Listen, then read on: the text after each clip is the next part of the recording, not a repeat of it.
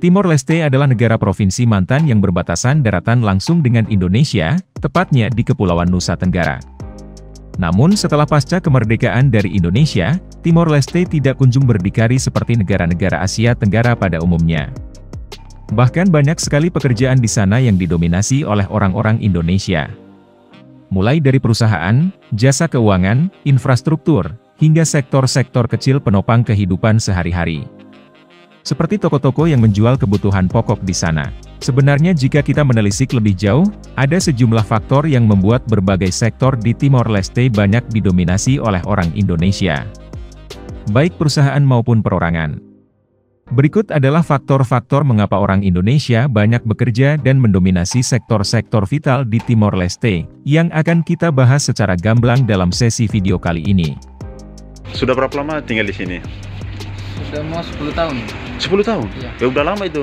Sudah lama. Oh, bagaimana beradaptasi keadaan di Timor Leste? Ya di sini aman-aman aja di sini. Tapi kita suka di Timor Leste? Suka. Oke. Terima kasih. Ya. Asal dari Indonesia, Sulawesi Selatan. Oke, Sulawesi Selatan. Iya. Oke, sudah berapa lama di Timor Leste? Baru-baru ini.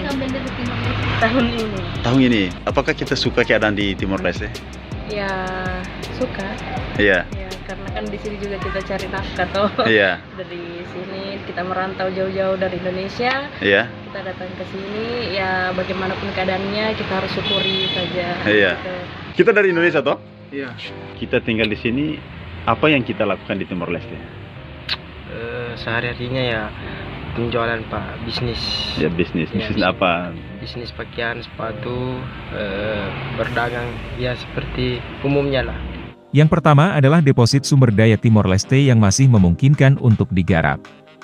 Ekspatriat di Timor Leste utamanya orang Indonesia, bukanlah orang-orang yang memiliki kehidupan ekonomi lemah. Bahkan pada umumnya kehidupan ekonomi mereka jauh di atas rata-rata rakyat Timor Leste.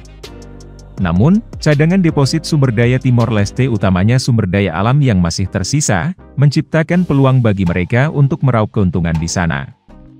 Hal ini dikarenakan, aliran dana dari hasil pengelolaan sumber daya alam di Timor Leste masih sangat mudah ditebak akan mengalir kemana, yang membuat mereka masih stay di negara tersebut.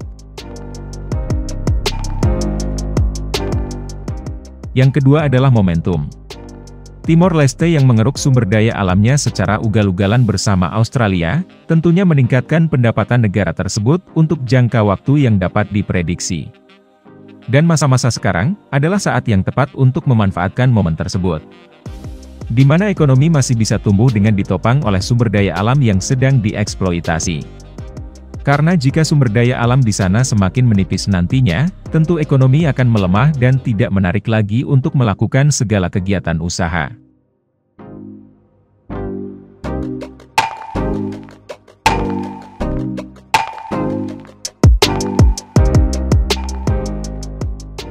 Yang ketiga adalah sumber daya manusianya yang masih rendah. SDM yang rendah dan adanya putaran ekonomi yang masih menjanjikan, membuat tidak sedikit orang Indonesia yang mengincar Timor Leste untuk menghasilkan profit.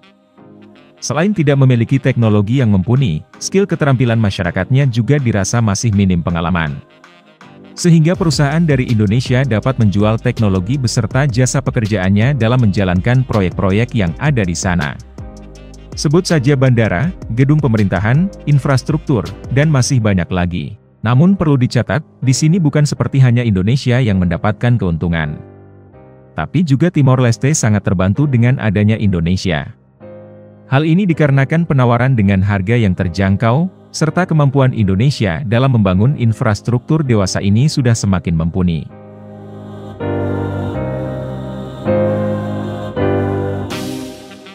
Yang keempat adalah peraturan yang tidak seketat di Indonesia. Dalam dunia bisnis, selain kegiatan perdagangan itu sendiri, tentu peraturan pemerintah adalah sesuatu yang sangat diperhatikan. Karena peraturan tersebutlah yang sangat menentukan keuntungan dalam usaha yang dilakukan. Semakin longgar peraturan, maka kegiatan perdagangan akan semakin lancar. Inilah faktor yang tidak nampak, namun sangat diperhatikan oleh pelaku usaha. Dengan peraturan yang longgar di sana, maka orang Indonesia dapat mengambil keuntungan secara maksimal. Tentunya melalui strategi-strategi yang masing-masing mereka terapkan.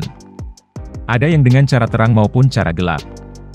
Biar bagaimanapun, hal ini juga termasuk dalam salah satu faktor yang mengundang orang Indonesia untuk datang ke Timor Leste.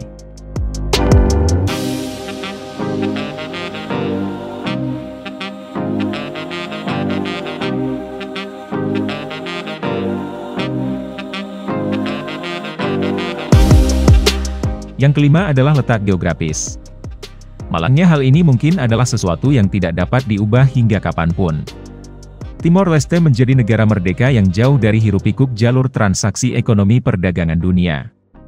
Hal ini membuat negara tersebut sulit bersaing dalam memasarkan produknya. Bahkan saking susahnya, jangankan produk industri bahan jadi, produk sumber daya alam pun yang dijual tidak mendapatkan keuntungan yang maksimal. Dikarenakan letaknya yang jauh, sehingga membengkakkan biaya transportasi dalam pengangkutan. Begitupun dalam mengimpor barang, karena letaknya jauh dari banyak negara produsen, barang-barang yang diimpor Timor Leste memiliki kecenderungan harga yang lebih mahal. Di lain sisi yang tidak dapat dielakkan, bahwa Indonesia adalah negara yang paling masuk akal untuk dijadikan mitra utama. Karena letaknya yang bersebelahan, juga barang dan jasanya yang paling ramah di kantong. Mengingat produk dan jasa dari Australia jauh lebih mahal walaupun memiliki kualitas yang relatif sama dengan Indonesia. Persaingan yang minim serta kemampuan untuk menekan harga, membuat banyak orang Indonesia melebarkan sayap usahanya di Timor Leste.